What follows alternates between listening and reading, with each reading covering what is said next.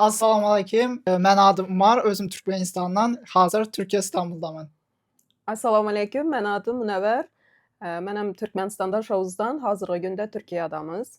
Yəni Svətgənin bir də görüb durğan zatlarınız həmməsi Greenleaf kompaniyasının eko produksiyasına değişib oturardı. Özü Greenleaf korporasiyası 7 in ölkən dövlətlərdən santrolunçisətədir. Bu qaysı dövlətlər? Birinci növbədə Şveysariya, İtaliya, Yaponiya, Kitay, Germaniya, Fransa və Özbəkistan.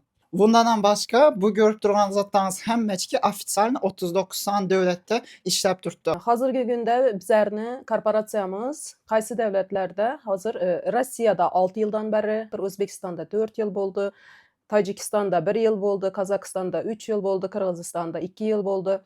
Endi Azərbaycanda 1 il oldu. 2026-cı ildə qaysı dövlətlər açıladı desəniz, Dubay, Türkiyədə, Türkmenistanda ofitsialni, dogovorni öz mağazinləri, brendləri bilən açıladı xuda xalasa. Greenleaf korporasiyamızda 28 brendi, həm də 7000-dən artıq tovarları, ürünləri, məhsullatları var. Şu görüb durğan zatlarınız həmməçki eko produksiyanı həmməçkini sizə bizəni kompaniyamız partnyor bolğanınız zaman 50% skitka bilan həmməsini alıb bilmək şansınız bolğan. Ne toyka sizə bizənin partnyorumuz bolğanda bulanı 50% skitka bilan almayın. Bir də sizə başlayan vaxtında şunun gün sizlərə start nabor padarka verildi.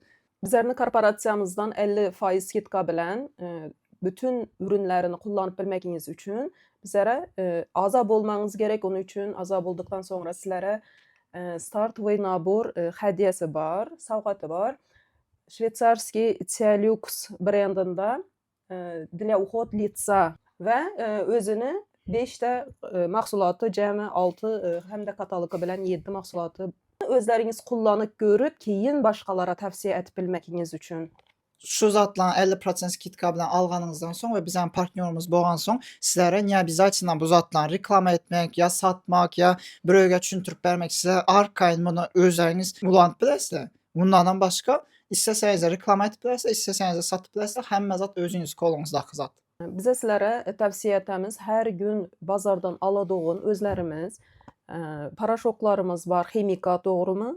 Savun, şampun, posudamойшы gellərimiz var, darılarımız, darmanlarımız apteklardan alsaq həm həmməsi ximikatmı? Şunların yerinə sizlərə aynı el yetərli baxada ekologически чистый məhsulat korporasiyamızı, tovarlarını özləriniz sağlıqlı yaşam ailənizə giritmənizi tavsiyə etəmiz.